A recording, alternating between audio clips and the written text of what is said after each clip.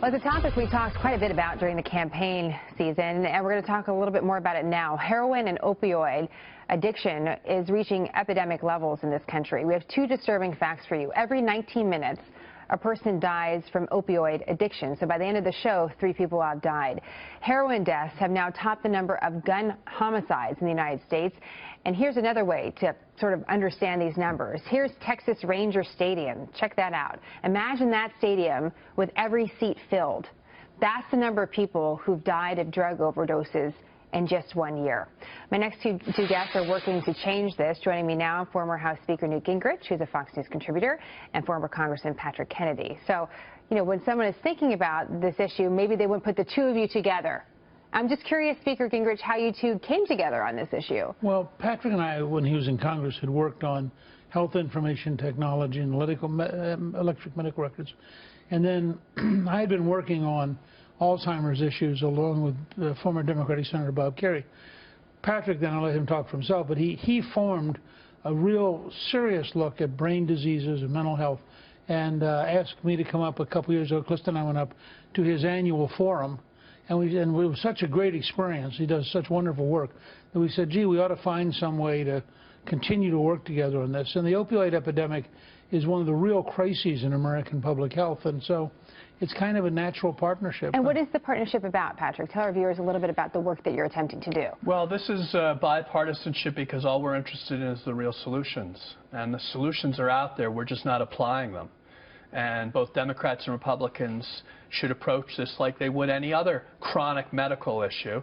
And we need to get in there and prevent these things in the first case. But if someone's suffering from the disease of addiction, by the way, we just had a Surgeon General report on the fact that this is a disease, and we've known it for over 50 years, but we keep running up against this issue as a criminal justice issue when it really is a public health issue. Talk to us about, you said the solutions are easy, they're available. Well, what are they? Well, the solutions need to be multi-pronged, just like we would have for cancer or any other illness, and we need to have all the tools at our disposal. They need to be reimbursed, because if we don't treat addiction, as the Speaker can tell you, the added costs of health care are enormous. So it really pays for us to invest in treating addiction because we save on the criminal justice costs, we save on the other health care costs, and not to mention we save lives.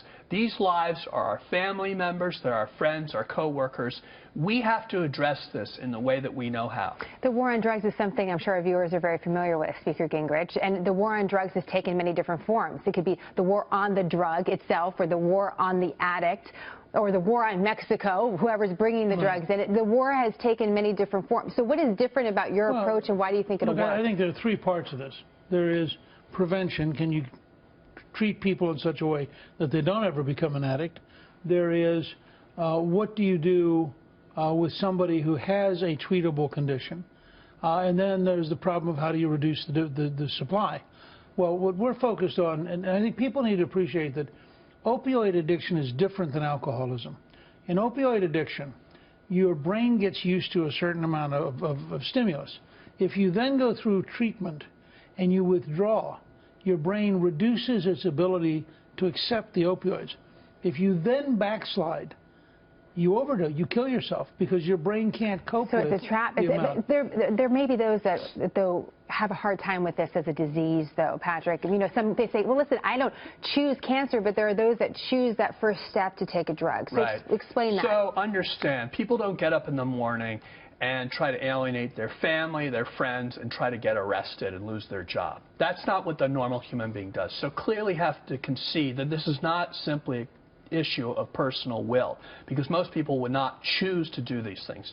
Second, there is a biological component, the brain. When the brain has this affective addiction, it can't get free of it. That's why things like medication-assisted treatment can quell the fire in the brain so you actually can learn the coping skills to live in real life and deal with life on life's terms. As you mentioned, the taxpayer money is really on the line here when you look at the criminal justice system, but also look at treatment, insurance costs, all of that. Speaker Gingrich, if we could just finish up on a little news here. I know you were at Trump Tower earlier today. Have you spoke with Mr. Trump about this issue, and what is his perspective on it? We talked during the campaign, and people like Senator Rob Portman have been real leaders, and I think it's fair to say that the president-elect, through his own experience with his brother, understands the true dangers of addiction and the true dangers of alcoholism, and is deeply committed to helping work on the opioid crisis. Speaker Gingrich, it's nice to have you, Patrick, as well. Pleasure. We wish you the best of luck Thank with you. your work and look forward to talking to you more about it. They just did the surface level today.